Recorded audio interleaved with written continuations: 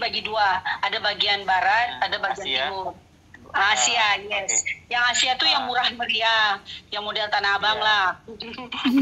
Kalau kedua kali saya didanai sama Gubernur Jawa Barat, Kang Emil.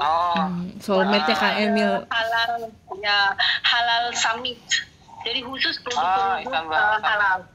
Ya, Halal Summit itu di Istanbul. Kami tinggal di bagian Western, bagian barat. Itu yang bagian Eropa.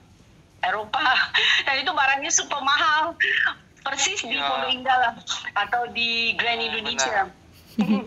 Jadi terasa banget waktu pertama saya itu lebih senang yang di bagian ASEAN, karena kita benar-benar terasa bagaimana hidup orang-orang Turki sebenarnya. Kan nggak semua orang Turki juga kaya, sama seperti orang Indonesia. Waktu yang kedua kali saya berangkat dengan grupnya Kang Emil, kita di bagian Eropa. Dan kita jarang lihat orang-orang Turki yang biasa, karena rata-rata wisatawan. Terus belanjanya juga ke toko yang mahal-mahal. Jadi jarang kita bisa ketemu Waikiki di daerah Eropa itu. Saya masih lihat Ustadz yang dari Sulaimania Foundation itu bilang, Umi, kalau Umi mau belanja yang harga seperti Ramayana di Indonesia itu yang namanya Waikiki itu. Kemana pergi ke Waikiki?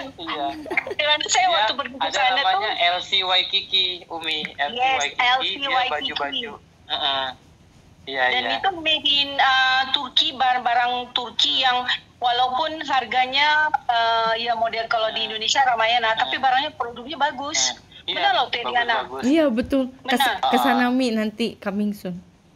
Jadi di LT Waikiki itu saya yang penting waktu saya pergi ke sana itu musim dingin, cari barang sarung tangan. Iya, yang paling penting itu sarung tangan kan, iya.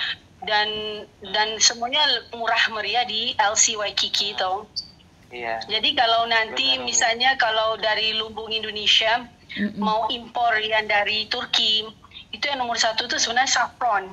Saffron, Itu saffron terbaik, salah satu terbaik. Itu memang sebenarnya dari Iran ya. Tahu nggak? Iya kan sebenarnya kan saffron itu saffron Iran, tapi Turki ini Cina-nya Eropa, Umi. Jadi dari Iran kirim ke Turki dulu, baru ke Indonesia, ke sana sini gitu. Karena dari Iran itu mereka diboykot. Iya, benar.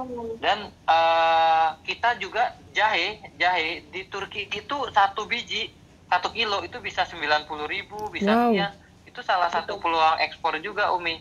Karena gini, tapi ada beberapa, saya kan itu lagi nggak bisa ekspor jahe. Gini, waktu saya ke sana juga mereka permintaan ke kami. Jadi kami kan waktu itu dengan satu pesantren Ittifaq, memang khusus di pertanian. Tapi di pertanian, jadi mereka mau minta kita kirim mereka jahe basah. Nanti masanya adalah dari Indonesia ke Turki itu jauh. Nanti sampai 45 hari. Pasti keluar akar-akarnya dan itu yang jadi masalah. Itu bisa ditolak semua satu kontainer. Jadi itu masalahnya. Jadi kalau kirim produk-produk yang akan hidup di dalam kontainer itu seperti kelapa, kan pernah ada yang kirim kelapa itu tubuh tuna, sayangnya ditolak, kan kasihan. Jadi yang paling bagus itu kirimnya bubuk jahe murah seperti yang dibikin sama Teh Liana. Iya, betul. Jadi kita kan di sini lumbung Turki ya, Umi ya. Kita udah bikin company-nya. Coba liatin mana kantornya. Ih, keren banget. Untuk hebat. Mudahin apa?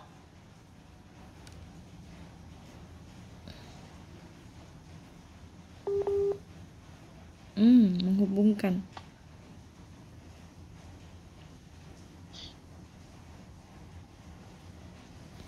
Oh iya. Itu PT ya? Udis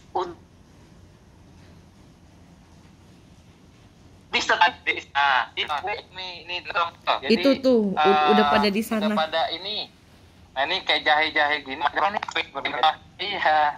Jadi apa udah ya? Terbang ke bahasanya kemarin kan kita sempat mau meeting sama kayak Migros. Migros itu kalau di sini Alfamart, Indomart gitu.